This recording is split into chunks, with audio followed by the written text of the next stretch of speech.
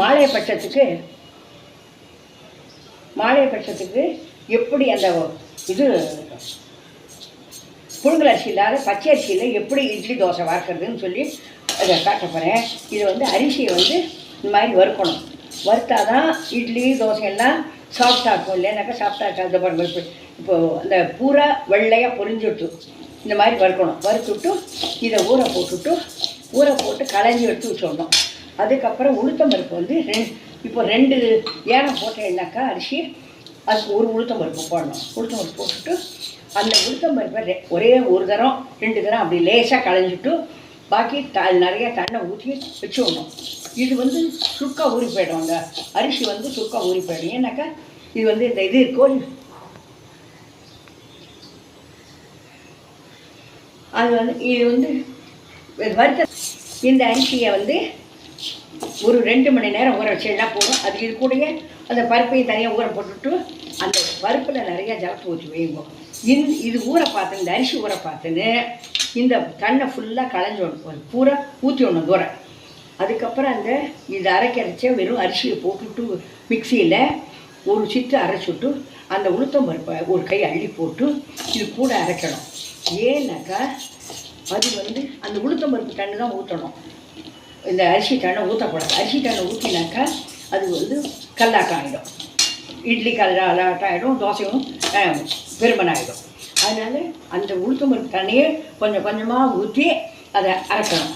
அரைச்சி அதுக்கப்புறம் உளுத்தம் பருப்பையும் ஃபுல்லாக அரைச்சி போட்டு உப்பு போட்டு கரைச்சி வச்சுட்டு நல்லா பொங்க பார்த்துன்னு அதை எடுத்து ஃப்ரிட்ஜ் உள்ள வைக்கிறதுல வைங்க. இல்லைனாக்கா உடனே மாவு ஜெயகுருதத்தா நான் வந்து நேற்று அரிசியெல்லாம் ஊற போட்டது வறுத்தது எல்லாத்தையும் காட்டினேன் இல்லையா. அதை வந்து இப்போது நேற்று அரைச்சி வச்சேன். இது வந்து பொங்கி வந்திருக்குறேன்னா பொங்கி வந்திருக்கு. இப்போ நான் உங்களுக்கு இட்லியை பார்த்தேன்.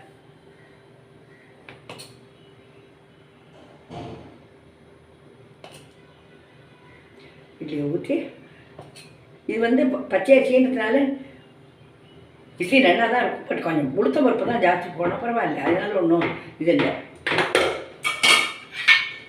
இந்த மாதிரி பொங்கி வரும். பொங்கி வந்ததுக்கப்புறம் இதை தோசையாகவும் அரைக்கலாம், இட்லியாகவும் அரைக்கலாம். 2க்கும் ரொம்ப ஒன்றும் கரகரன்னு அரைக்கலை நான். அதனால் 2ம் செய்யலாம்.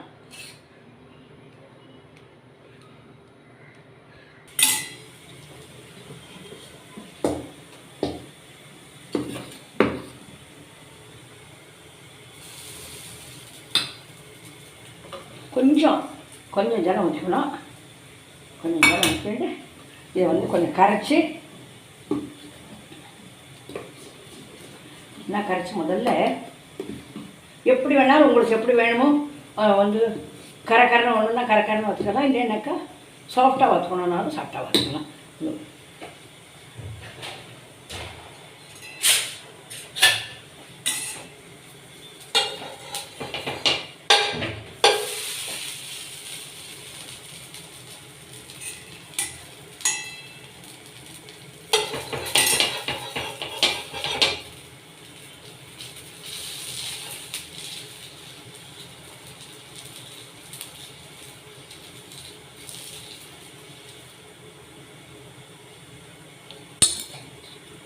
வந்து சாஃப்ட் தோசை வருது.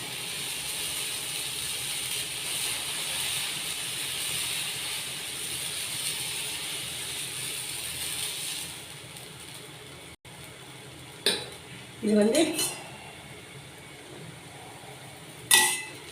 என்னன்னாக்கா இது வந்து இந்த ஓட்டையாக வரும். நல்லா சாஃப்டாக இருக்கும். இந்த மாதிரி பிடிச்ச வாழ்க்கை இந்த மாதிரியும் வறுக்கலாம்.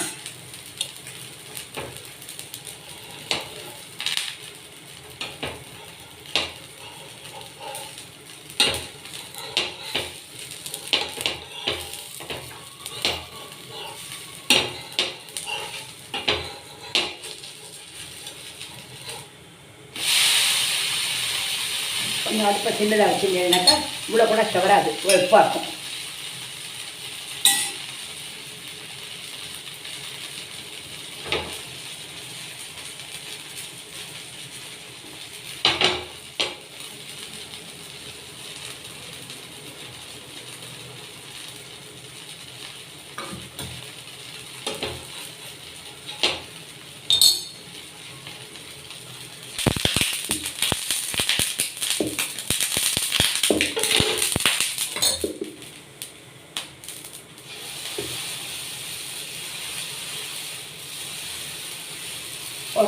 மாதிரி இப்படி வேணும்னாலும் வச்சுக்கலாம்.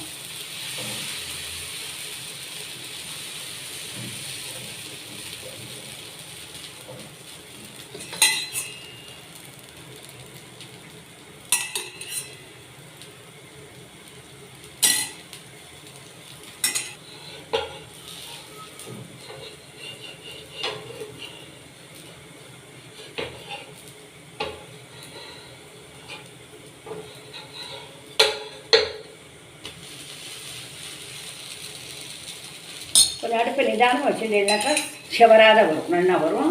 அதே சமயத்தில் கரன்னு வரும் நல்லா.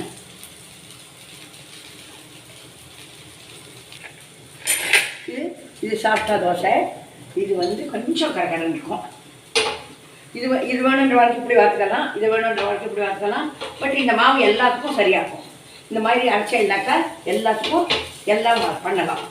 அதனால ஒன்றும் இல்லை. பச்சரிசி தோசை நல்லா வருமோ வராதோ நல்லா வேண்டாம். லைக் பண்ணுங்கோ, ஷேர் பண்ணுங்கோ, சப்ஸ்கிரைப் பண்ணுங்கோ, வண்டி பாருங்க. இப்போ இந்த இருக்கு எடுத்துன்னு சொல்லு.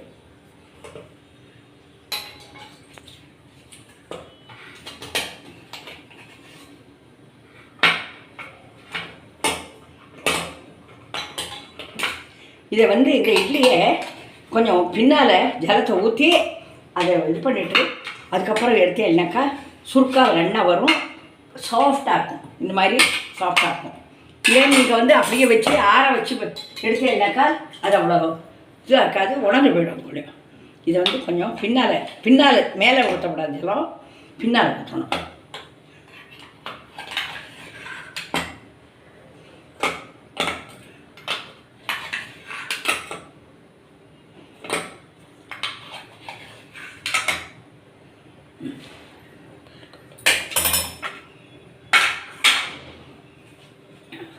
இது சாஃப்டாக இருக்குது.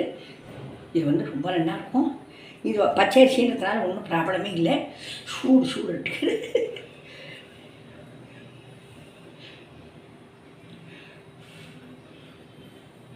இருக்கும், உள்ள நல்லா இருக்கும், கொஞ்சம் சாப்பிட்றதுக்கு நல்லா இருக்கும். இது கொஞ்சம் ஆறிண்டா